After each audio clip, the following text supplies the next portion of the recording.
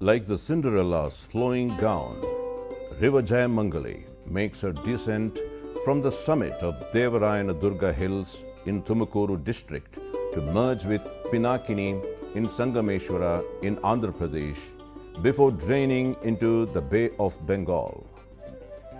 It then meanders for about 80 kilometers, passing through Tumakuru, Koratagere and Madugiri in Tumakuru district in Karnataka and finally to Parigi Mandalam in Andhra Pradesh. Its birth is in a small valley hidden below the rocks of Devarayanadurga, which flows down as a small stream cascading down to join the huge lake at Irakasandra, finally morphing into a river. During the 70s and 80s, Jayamangali was a spectacle to behold as it would flow in full glory, unabated for months.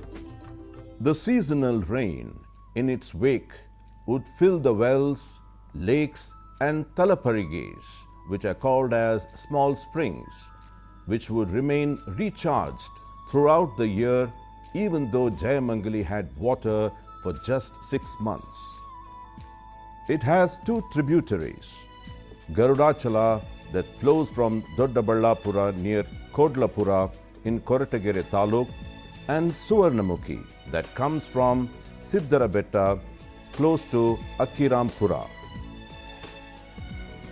In the days of yore and during the times of plenty, farmers in the vicinity of the banks of the river grew paddy, betel leaves and sugarcane, drawing the water from the river. Jayamangali, the heartbeat of the farmers, was so bountiful that Sir Mirza Ismail, the then Diwan of the erstwhile princely state of Mysore, laid the foundation stone for constructing an anecut across the river in Kamanahalli on March 21st, 1933. This stone is still intact. King Jayachamarajendra Wadiyar went further to construct a bridge across the river near Puravara in Madugiri Taluk on July 30th, 1949 to help people cross the river. ಈ ಅಗಲದ ಒಂದು ವಿಚಾರ ಬಂದಾಗ ನೀವು ನೋಡ್ಬೋದು ಈ ವೀರನಾಗೇನಹಳ್ಳಿ ಮತ್ತು ವೀರಾಪುರದ ಹತ್ರ ಈ ನದಿ ಯಾವುದೇ ದೊಡ್ಡ ನದಿಯನ್ನು ಮೀರಿಸ್ತಾ ಇರತಕ್ಕಂಥ ಒಂದು ಅಗಲ ಇದೆ. ಇದರಲ್ಲಿ ಸುಮಾರು 3/4 ಕಿಲೋಮೀಟ್ರ್ ಅಗಲ ಈ ನದಿ ಇರ್ತಕ್ಕಂಥದ್ದು Jayamangali.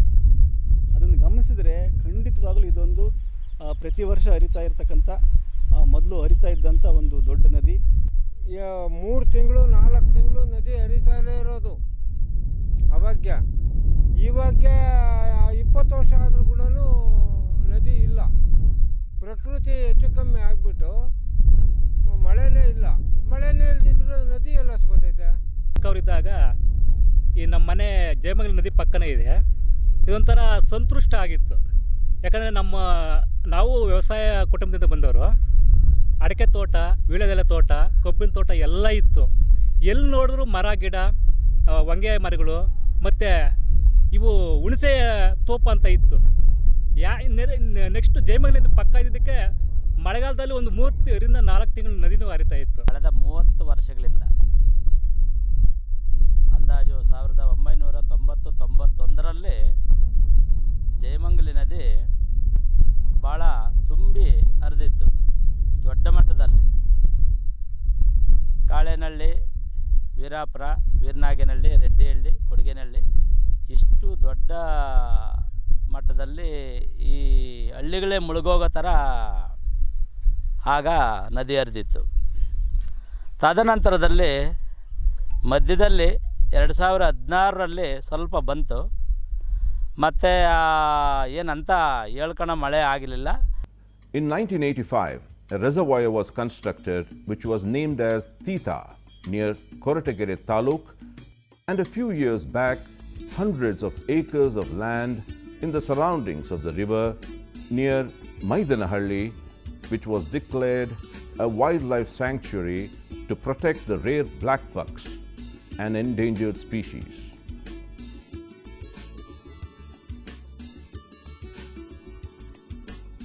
Nobody seemed to have foreseen the catastrophe that would unfold in the 1990s. The wheels of fortune seemed to change for the villages. Mother Nature's erratic and unpredictable rain, along with human intervention by a mafia operation called sand mining, led to the river going bone dry. The massive exploitation of the sand led to deep trenches, which eventually started to become garbage dumps.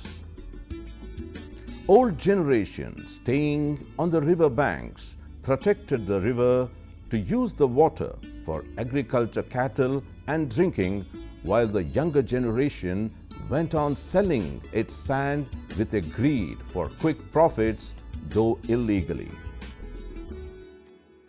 You can be an eyewitness to these deep scars of exploitation of the river at Kodgenahalli in Madugiri Taluk. The bed of the river has been mercilessly dug up and opened now to such an extent that the water cannot flow from there, even in case the area which receives good rain. The river banks have caved in and the fields are now completely destroyed. Shrubs and vegetation have taken over the trenches and obstructed the flow of water. The entire bed of Jayamangali is now invaded by vast tracts of occupying shrubs. This can be seen near Kodeganahalli and near Holavanahalli in Koratagere Taluk. Such devastation has rapidly depleted the underground water table and has led to a severe water crisis in the area. The unabated sand mining has led to a change in the entire river course near Kotlahalli, where the Garudachala meets Jayamangali. ನಾನು ಕಂಡಿದ್ದು ಈ ಭಾಗದಲ್ಲಿ ಕೊಡಗೇನಹಳ್ಳಿ ಭಾಗದಲ್ಲಿ 150ರಿಂದ 200 lorry ಪ್ರತಿನಿತ್ಯ ಬರ್ತಾ ಇತ್ತು. ಏನು ಮಳ್ಳು ತುಂಬಿಕೊಂಡು ಈ ಮಳ್ಳು ಎಲ್ಲಿ ಹೋಗ್ತಾ ಇತ್ತು ಅಂದರೆ ಬೆಂಗಳೂರು ಕಡೆ, ಆಂಧ್ರ, ಹೈದ್ರಾಬಾದು ಆ ಕಡೆವರೆಗೂ ಹೋಗ್ತಾ ಇತ್ತು ಸರ್. ಅಷ್ಟು ಇದು ವೈಟು ಚೆನ್ನಾಗಿತ್ತು ಮಳ್ಳು. ಇದು ಎಲ್ಲ ಕಡೆ ವ್ಯಾಪಕವಾಗಿ ಇದಾಗಿಬಿಡ್ತು. ಇದನ್ನೇ ಒಂದಷ್ಟು ಜನ ಇದು ಒಂದು ಬಿಸ್ನೆಸ್ ಮಾಡ್ಕೊಬಿಟ್ರು. ಇದರಿಂದ ಒಳ್ಳೆ ದುಡ್ಡು ಸಂಪಾದನೆ ಮಾಡ್ಬೋದು, ಒಳ್ಳೆ ಶ್ರೀಮಂತರಾಗ್ಬೋದು ಅಂತ. ತದನಂತರ ದಿನಗಳಲ್ಲಿ ಒಂದಷ್ಟು ಜನರಲ್ಲಿ ಜಾಗೃತಿ ಬಂತು ಸರ್. ಕೆಲವು ವ್ಯಕ್ತಿಗಳು ಈ ಮಳ್ಳಿಂದ ಎಷ್ಟು ನಮಗೆ ತೊಂದರೆ ಆಗುತ್ತೆ, ಮುಂದೆ ಕುಡಿಯೋ ನೀರಿಗೆ ಕೂಡ ಒಂದು ಅಭಾವ ಆಗುತ್ತೆ, ಅದಕ್ಕೋಸ್ಕರ ಒಂದಷ್ಟು ಜನರಲ್ಲಿ ಜಾಗೃತಿ ಮೂಡಿಸ್ಬೇಕು.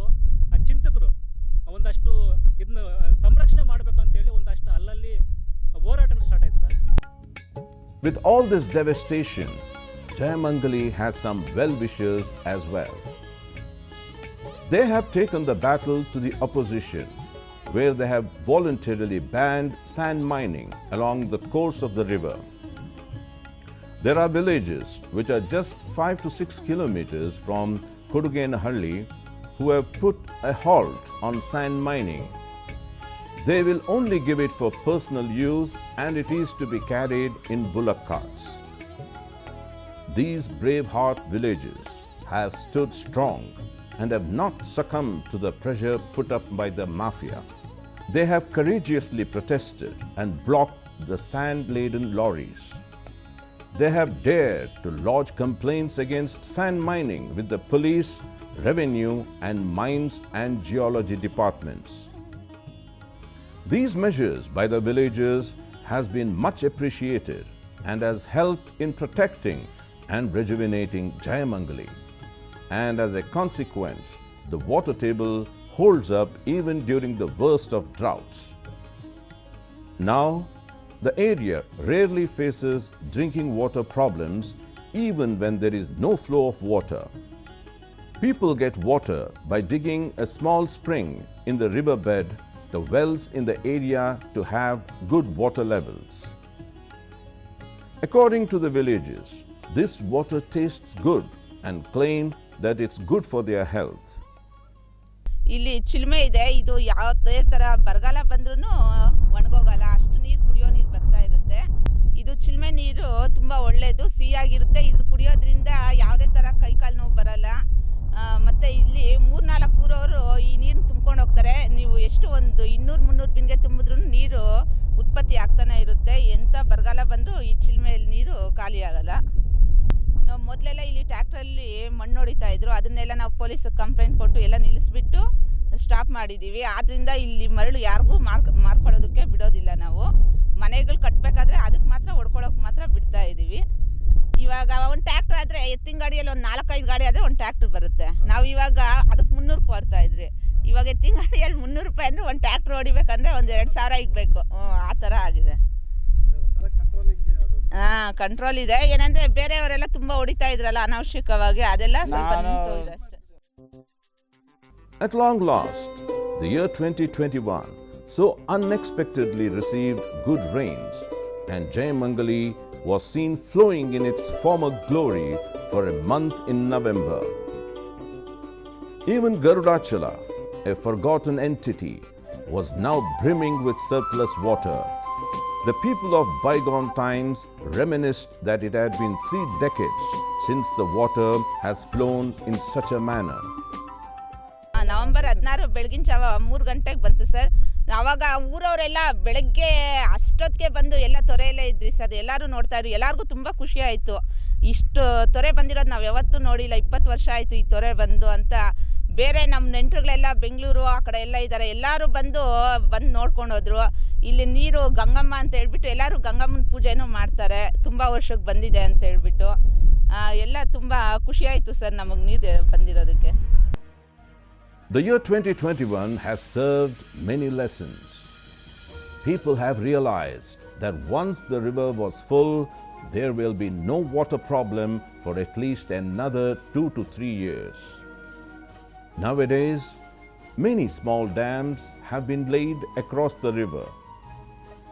The groundwater level of the surrounding area is good where the water is standing. Also, the villagers flock to the village to catch fish in these waters. Their excitement is unlimited and beautiful to watch. Only strict measures will help to protect the rivers. The twin threats of riverbed acquisition and sand mining must stop so that the water reaches the earth even if the rain is moderate. For this, the people, the police and the government all should come together to avoid such blatant exploitation of the riverbed by the sand mafia. Let us all protect the rivers, for they will protect us and the future generations to come.